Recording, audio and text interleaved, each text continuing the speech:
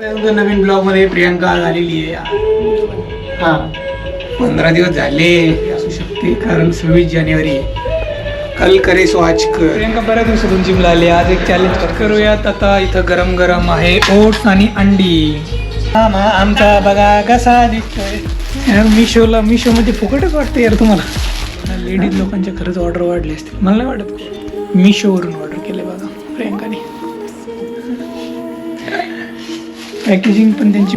Last time ये लेके गया था मैं, मुझे लगा ये प्युअर वीट का होगा. बारीक कापलं तर त्याच्या आतमध्ये काय खराब वगैरे ते पण दिसतं. बघा मित्रांनो शिजायला टाकायचं. आता काय काय टाकणार. कांदा परतून घेतला आईने.